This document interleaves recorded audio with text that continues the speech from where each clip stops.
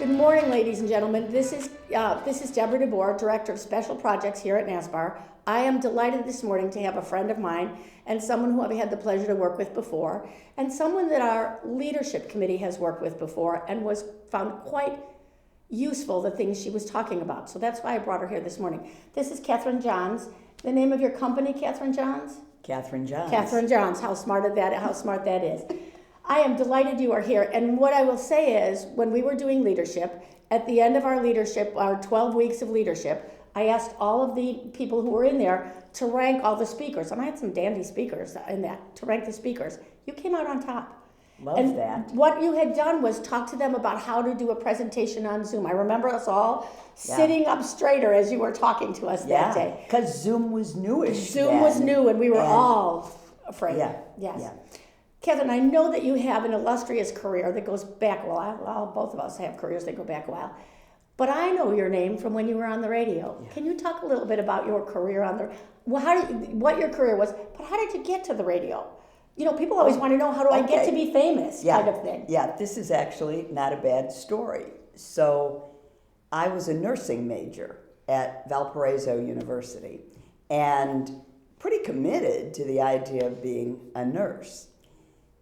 There was a guy in my dorm that I kind of had a crush on, and he was interested in radio. So he said to me one day, you know, you have an amazing voice. I was like, really? I had never thought about my voice as an asset, ever. And then he wanted to go audition for a show on the campus radio station, and I went with him. Because of him, not because of radio. I didn't care about radio. I was going to be a nurse.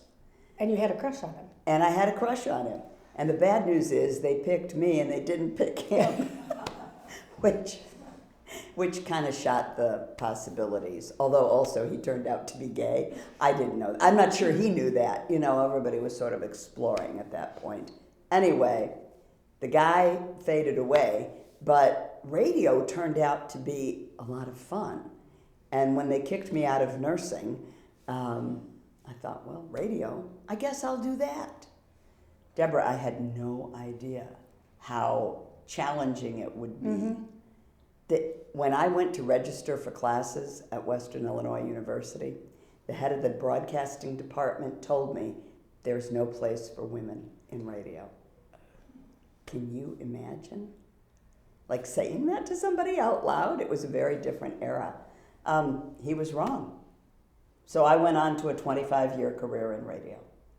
And what did you like most about it? Not being seen. Then this is a new day for us, isn't it? Oh, brother. Yeah. Because it was a fabulous thing for me to be in a studio and be heard, but not seen. And a lot of the people I work with today have a similar concern. They're just not comfortable with people staring at them, whether it's on a Zoom screen or in person. And so we need to get comfortable with it because it is part of our world now. It is part of our world. Yeah. I titled this Business Etiquette. And I want to talk a little bit about what this isn't going to be. You are not going to tell people what fork you're supposed to use or pass the salt and pepper. If someone asks you I just was reading this crazy thing. If someone asks you to pass the salt, no, you must pick the salt and pepper up and pass the salt and pepper. Who cares about that? But what concerns me is, as I'm out in the field, and I spend a fair amount of my time out in the field among the realtors, sure. They often talk about how manners is maybe a better word. Manners have gone awry. People don't return calls. People don't, they don't respond to texts. They don't respond on this. They're short on the phone. They yell at each other on the phone. And I'm not talking about client to agent. I'm talking about broker to broker. And because of Zoom, the other thing that's driving all of us insane about Zoom, or driving me, because during COVID, all I did was Zoom, is in the beginning, they were pretty nice about being on Zoom. And then it just fell apart. I've had people cooking while they're in a Zoom class. I've had people ironing while they're in a Zoom class. I've had people, much more usually, they think I can't see them. So they're looking at me, but I can see what they're really doing is looking at the screen over here and doing whatever work it is. That to me is disrespectful in so many ways. So I think it's, again, we need to talk about how do we bring some of this, I'm an old Montessori girl, this grace and courtesy back to our professional lives as well. I think things have gone awry somewhere with this. So that's why I asked you to come and talk to that. How do you do a better Zoom? But that's all just basically etiquette. The speaker has to have some etiquette for that as well too. Yes. So my whole basis for this etiquette question is consideration for the other person. And if we keep that frontmost in our mind, then everything flows from that. Mm-hmm. If I'm thinking about me, what am I getting out of this interaction? What are you going to do for me? Then I want to yammer, I want to brag, I want to cut you off, I want to talk more than you do, and it should be the opposite. If we put our focus on the other person, then we listen when they speak, we pause, and it's hard, isn't it? There are people who never take a pause. You probably know some, right? That's me. I wasn't going to name names, but... Truly, it is my secret. What I have to, in my head, say to myself sometimes, not enough, I say, okay, you need a slow count of 5. To me, that seems like eternity, just eternity. But all it is literally 5 seconds. Yeah. That's a really hard skill that I needed to learn, is to sometimes do the slow count of 5. Yeah. Yeah. It is so important. If I were going to pick one thing that everything else cascades from, it would be that consideration for the other person. And we reflect that by listening to what they have to say, really listening with attention. And some of that means we look at people when they're talking. And okay, on a Zoom screen that could be challenging, but when we're in person with people, we focus on them. We're not rummaging in our purse or, for the love of God, ironing or whatever else it might be. Holding them central. I don't mean physically holding them, but holding their thought physically, like really focused, changes everything. We've been having conversations because there have been some changes in the real estate industry.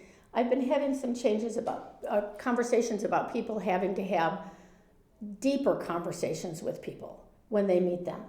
Okay. And I'll give you an example. Please. An example would be, I meet you two and you want to buy a house, so 3 bedrooms, 2 baths, and a big backyard. So immediately I jump into the MLS and I start looking for 3 bedroom, 2 bath, and a big backyard. I've missed the boat because there are some other questions I should have asked more. For example, that big backyard. Catherine, could you tell me what you want a big backyard for? Mm-hmm. Because maybe it's because you have big dogs. Maybe it's because you want a pool in your backyard. And I'm so quick to jump to let me tell you about what I have to offer, that I'm not really doing what you just exactly talked about, which is saying, let me listen carefully to what you want. That's, I think, a big skill that we need to learn. Yes. And a place to practice that is at home or in social engagements. When there's nothing riding on it, I'm not about to make a big sale or lose a big sale, but could I just practice really listening to somebody? Mm-hmm. And listening involves zipping it. And it's hard. And I think my impression, and I'm not a realtor, but my impression of realtors is a lot of people go into that business because you're sociable. You like people. Is that a fair characterization? That's a fair characterization, yes. Right? You're extroverts, you're chatty, you're friendly, people like you, and you can use that for your business. But the flip side of that is you want to sometimes be able to tone it down and focus on the other person and really listen to what they're saying. In some ways, introverts have an edge because they don't have that same need to be sharing everything about themselves. To keep talking, right? Yes. Yeah, and so I encourage people who are more introverted or more quiet to think of themselves as fabulous salespeople, because they often don't think of themselves that way. But what do we want? If I'm buying a house, what do I want from the realtor. Do I want a big sales pitch?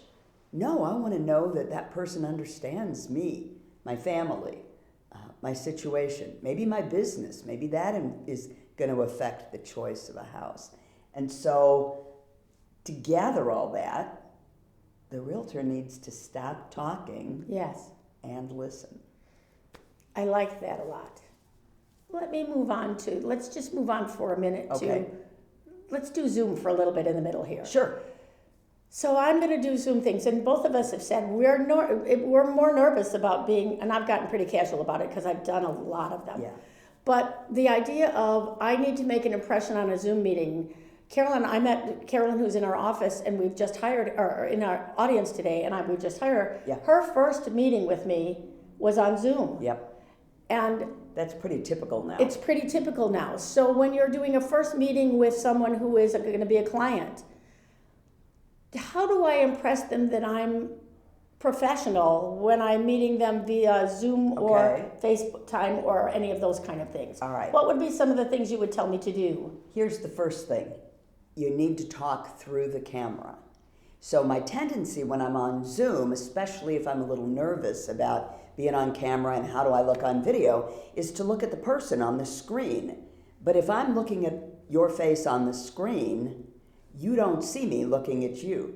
You see me looking off to the floor. And so I want to talk, this is important, through the camera. People tell me all the time, I can't stand talking to a camera. It's not comfortable talking to a camera. Think about it as through the camera, as if the person you're talking to is right there on the other side. Analogous to a phone. When you call your best friend for a conversation, you don't think of yourself as calling the phone. The phone is just a vehicle that gets your voice to their ears and their voice to your ears. Think of the camera the same way when you're on a Zoom call.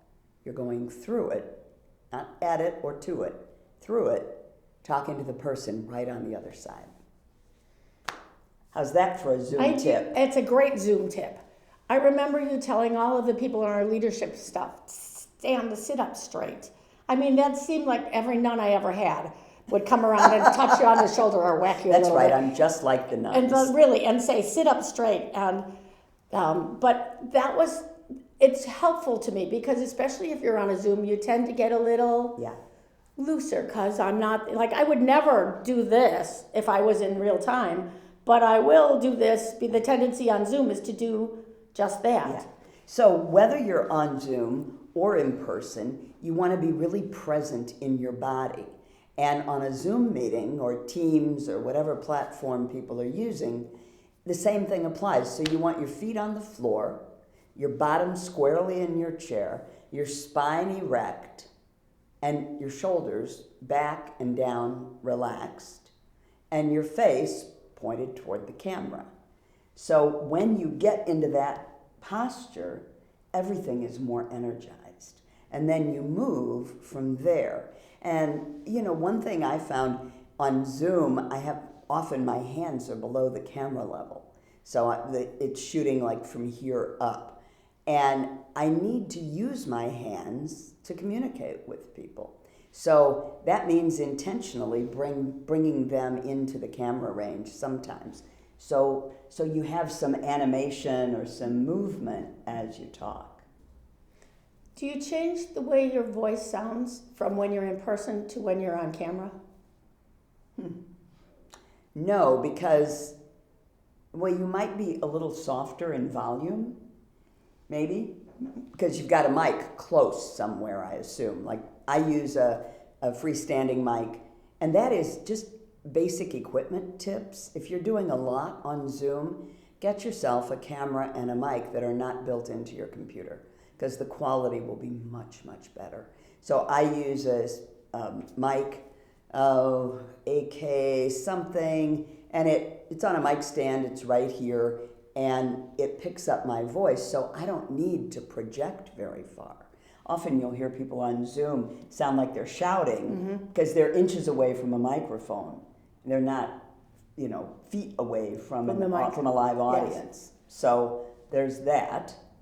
What was the question? I find The myself cadence rambling. as well. You and as I'm sitting here next to you, I'm thinking about my rate of talking, if they measured it, is probably twice Fast. yours. Yeah. It's probably twice yours. Is one better than the other, or is it just really kind of, you get what you get? Can I just say, people of a certain age might remember, I worked for a time with John Landecker, who is a very well-known Chicago DJ, still on the air at WGN. And when I worked with him, it was at a music station. I didn't work with him at WLS, but when he was at WLS, he did an actual feature that was all about talking fast. The whole bit was to try to talk as fast as he could. He is part of the fast talkers of America, like you, Yes. right? And it was so interesting when we started working together, the difference in the cadence. I tend to talk more slowly. So I believe that gives my words weight. But slow talk can be boring. So sometimes I need to pick up the pace and match you. The key is the variety, so that sometimes I talk more quickly because it's animated, I'm excited, I'm conveying excitement to our audience, and sometimes I really want what I'm saying to land. I'll go with that. And I need to give it a little space. When you're speaking in person or on virtual platforms, the pause is very powerful. And we're often afraid to pause because what if we get interrupted? What if we lose the floor? What if somebody else starts talking? We'll lose their attention.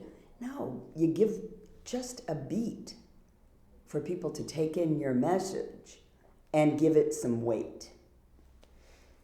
I think that vocal variety is a big one, that you have It's to be able to huge. change who you're.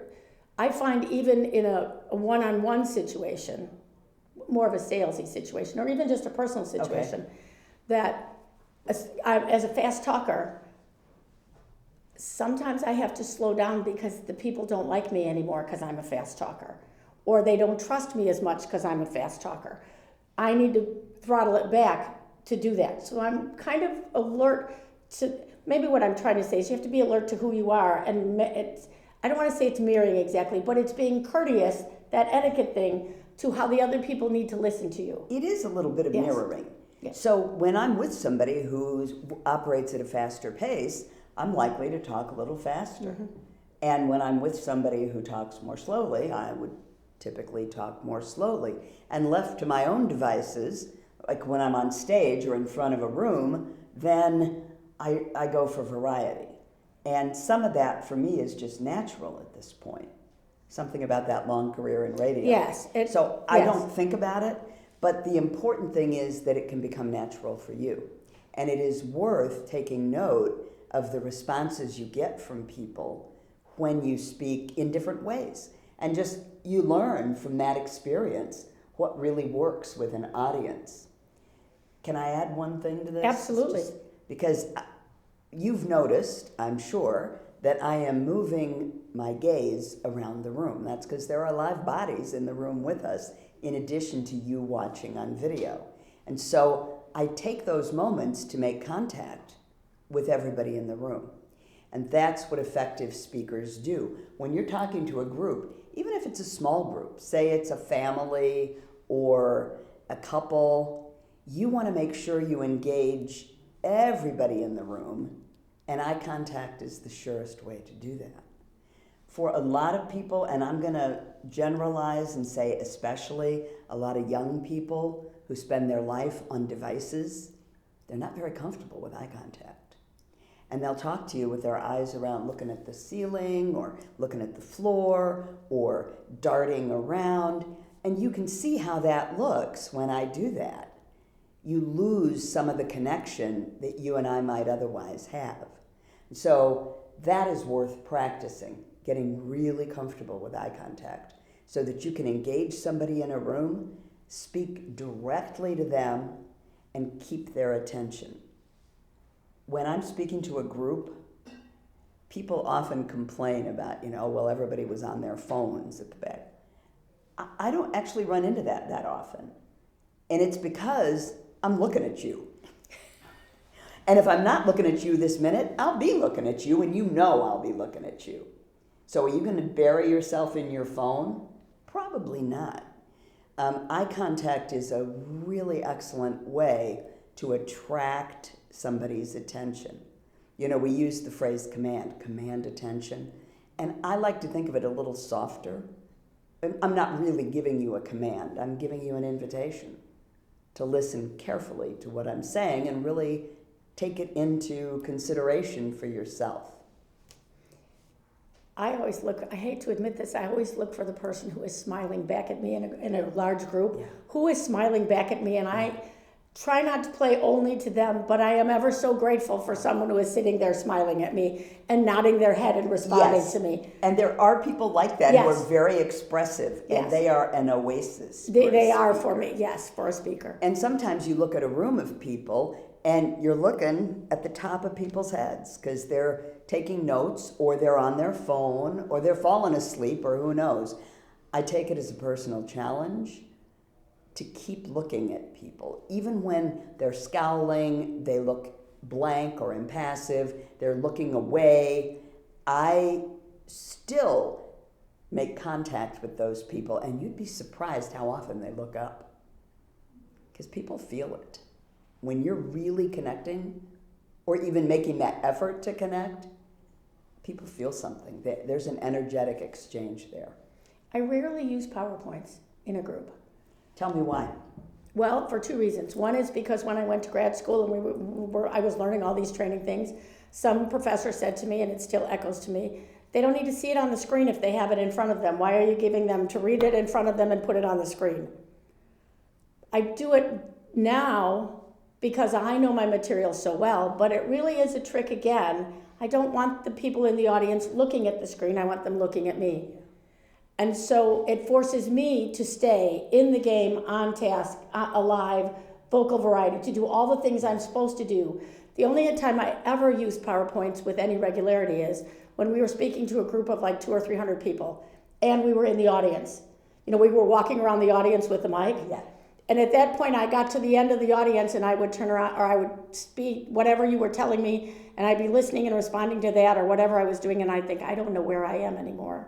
I don't know where I am in my presentation anymore. Oh, so then I would turn around and say, okay, now I'm back on task.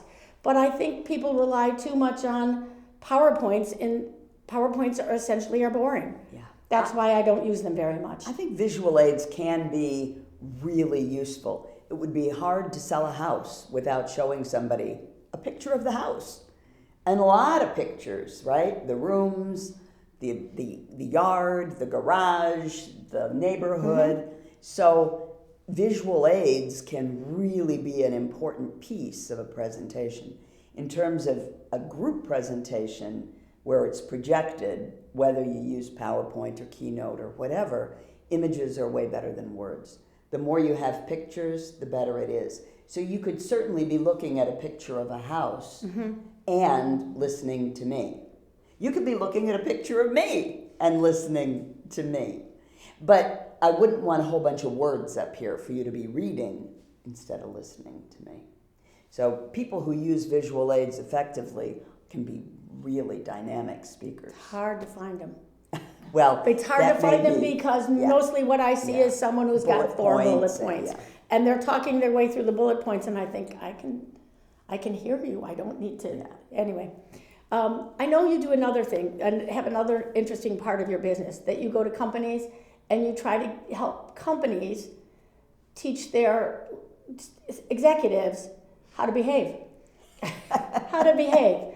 How did that? Well, I kind of figure how that happened. But why are companies hiring you to do that? That would be my first question. Because people have gotten sloppy because of COVID. We were home for 2 years. Everything was on Zoom or Teams or whatever platform. And I think we kind of devolved. I mean, you were speaking about that at the very beginning, right? Mm-hmm. That people have lost the sense of how to have a conversation, how to talk to people. So part of it is that, and part of it is just that as people move up in a company, they confront different kinds of situations, and it can be really useful to have a brush up on how do I present myself. And it's really that people ask me to work on. It's not how people behave, it's not how they frame it, but how do you present yourself? And that doesn't just mean how do you do a presentation. It's talking about executive presence or professional presence or having a more powerful presence. And some of that we've already talked about. It really is about grounding yourself, being in your body, making direct eye contact with an audience, saying what you have to say, and then zipping it. And I'm going to put you on the spot a little bit. Oh, this. Great. That'll be fun. It'll be fun. Can you give me an example of someone who improved through one of the Yes. classes you had? Yes. Started bad and got way better? Yes. It was not in a class. I was I'm asked sorry. to do individual coaching with this woman who had been promoted and was now going to be part of an executive team on a company that went public. And when they were privately held, there was less riding on everybody's presentation skills. But as a public company, they have shareholders, and meetings are videotaped, and they need to present themselves in a really efficient way. So this particular person had a habit that they were not even aware of jumping in and finishing people's sentences with them. Have you ever known somebody who does that? Yes, me. Oh, Yes, me. okay. It's annoying as hell. It's terrible. And it really gets people upset because they feel cut off. And so when I was asked to coach this person, I said one thing you might want to work on is this habit of jumping in and cutting people off. And she said, I don't do that. I was like, really? No, I don't ever interrupt people. Seriously, she thought she didn't interrupt people. And so I said, close your mouth, lips are closed, and don't open it until I tell you to. And I talked, and she was like trying to jump in and finish my sentences with me. And it was such a revelation for her. She was like, oh my God, I do that just like my father. Interesting, huh? So that was a way to, in terms of the coaching, to recognize, because we often are unaware of our own habits, right? We don't know what we do with our face or with our hands or with our voice, for that matter. And that was a way to bring awareness, and then once that awareness was there, to begin to make a change in it. It was actually not that hard. Close your lips and don't open them until the other person stops talking. That is so challenging. Well, it is challenging. It is challenging. And in a regular conversation, we do jump in and we might cut people off. Like you and I might get really animated. And have a great time. And it's fun. Right. But that's different from a business meeting where you're trying to say something and I'm parroting the end of every phrase and getting on your last nerve. Is that going to make you want to do business with me? No, it's not. So I need to be conscious of that. I think that's a fascinating thing you're talking about, because I'm going to end this up by doing a pitch about Toastmasters. Because, we have a Toastmasters group here at NASBAR, meets once a month. And one of the interesting things, there are a couple interesting things about Toastmasters, but one of the interesting things is every time someone speaks, they have to evaluate their speech. So they have to have an evaluator who would say the same thing. Catherine, you finished every one of people. Or the one that they get me on all the time when I speak is you say so too many times. And that's a fast talker thing, because I don't want to have a pause at the end of the period of the sentence. I just want to keep so and keep moving on. I get caught all the time with those. But it is helpful to have someone.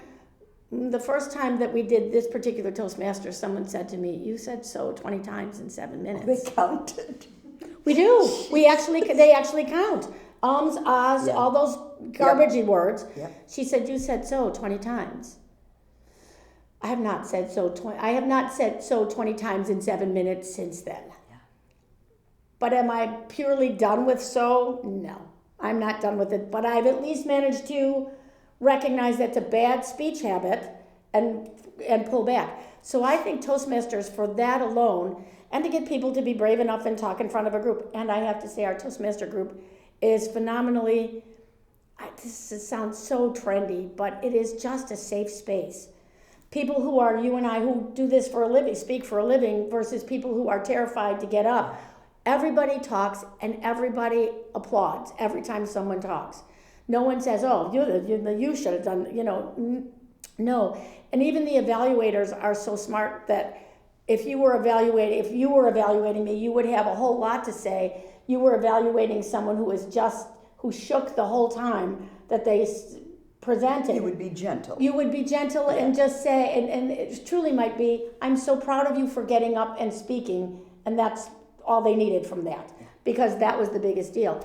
It's been remarkable, the stories that I hear from people, the speeches, the improvement that they're seeing. I think every Realtor should be doing Toastmasters, because all you do all day long is you present to people.